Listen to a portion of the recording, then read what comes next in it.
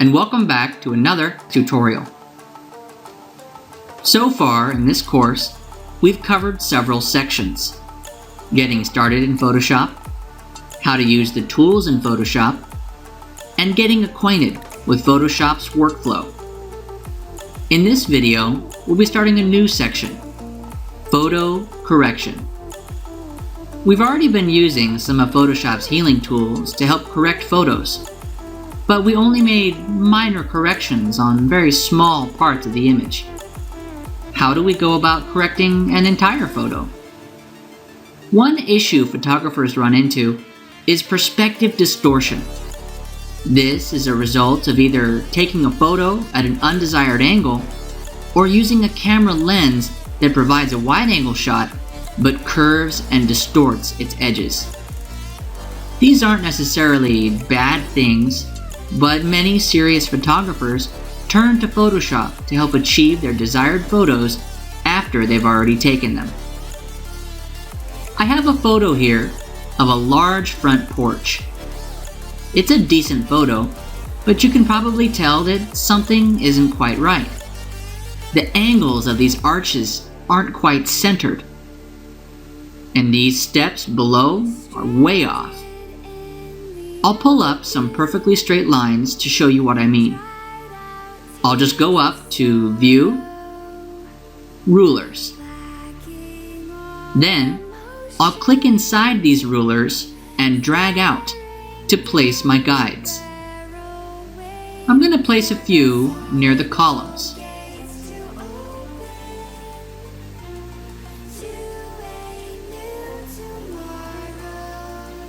Then I'll place a few near the steps.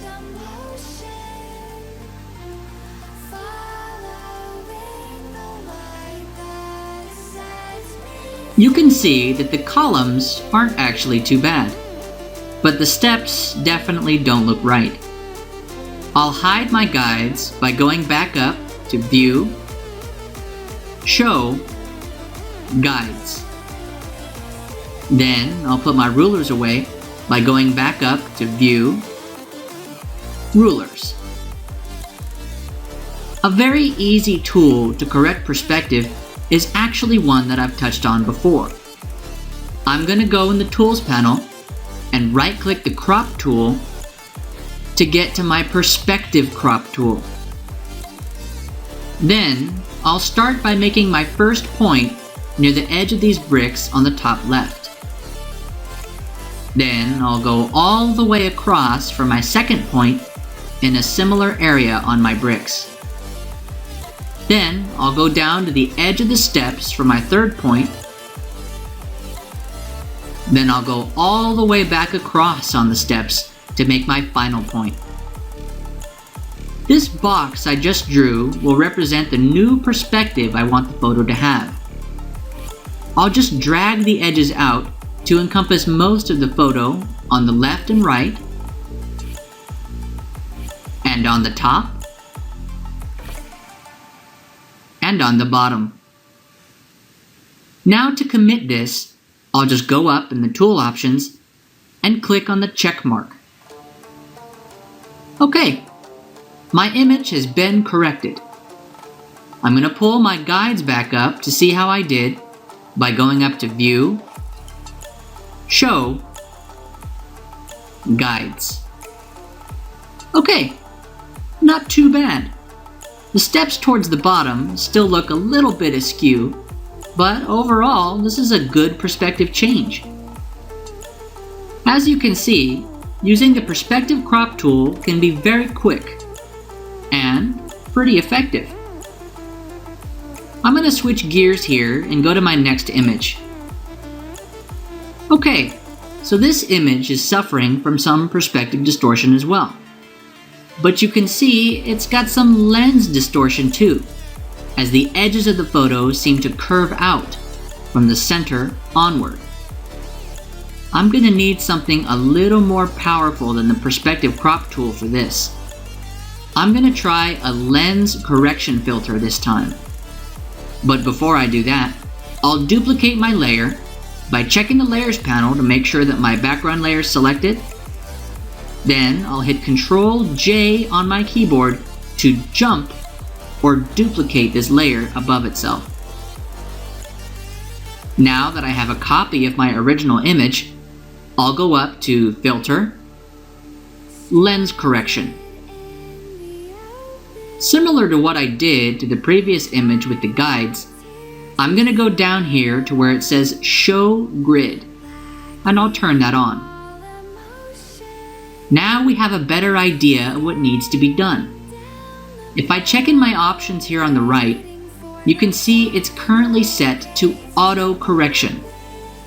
While auto correction sounds nice, it can only work if I know more details about this photo, such as the camera's make, the camera's model, and the lens model.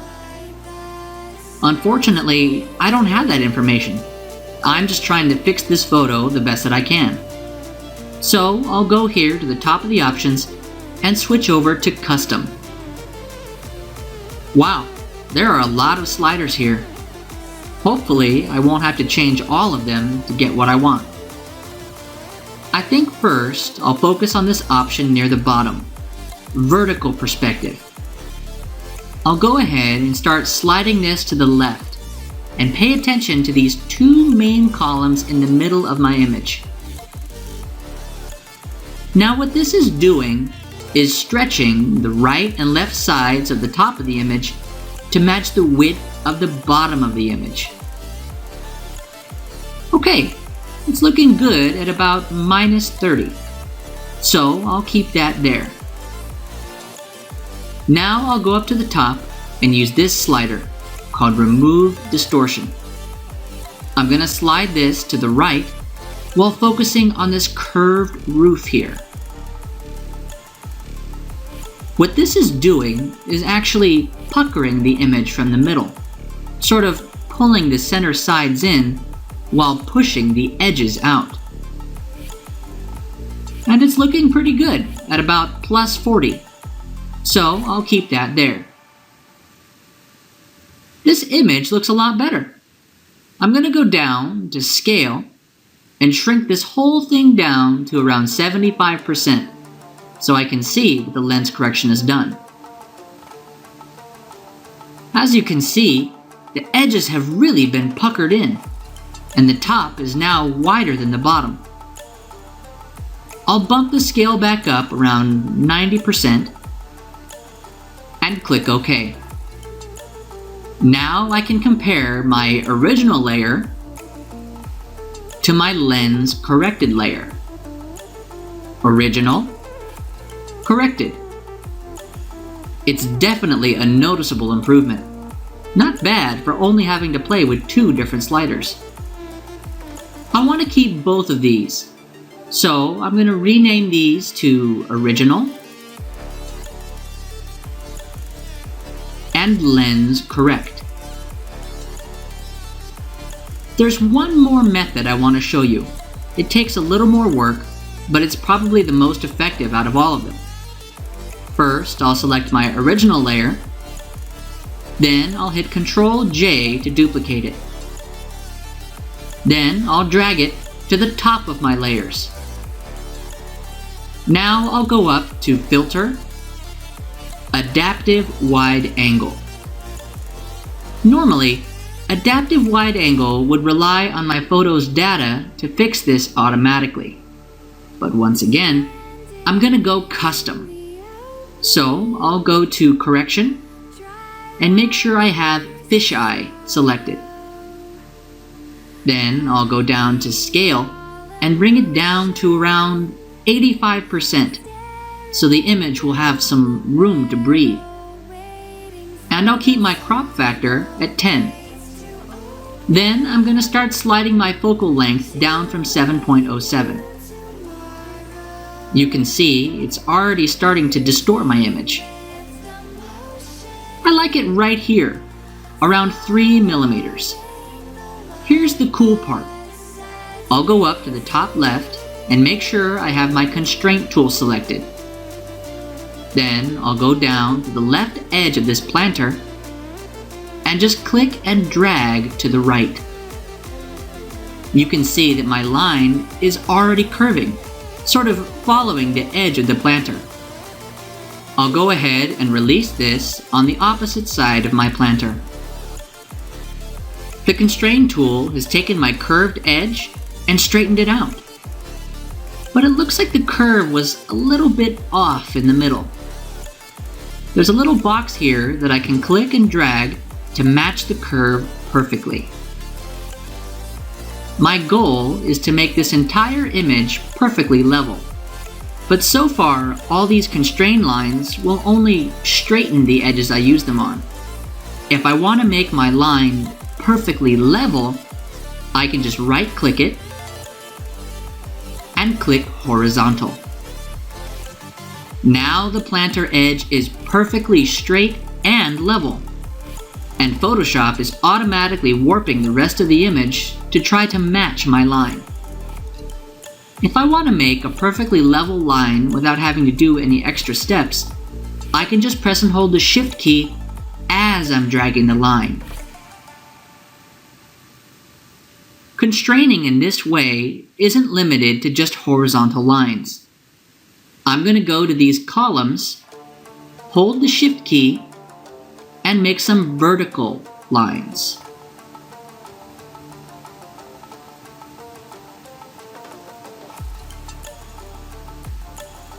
Since this image curves more towards its edges, the idea is to start with a straight foundation in the middle, then work my way outwards.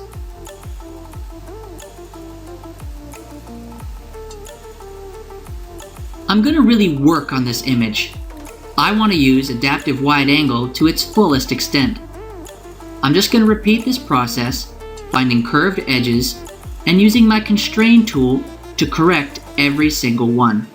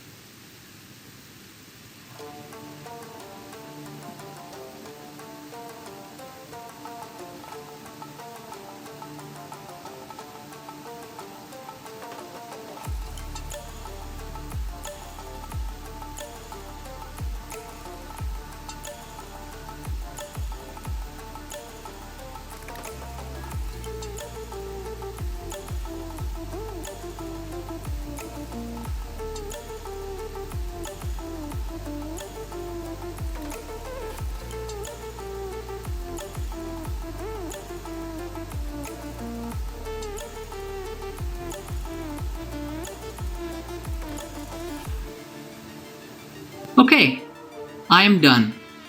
I'm going to go back to scale and bring this back up to 100%. Then I'll hit OK and see how it measures up with my other layers. Wow, that's a huge improvement.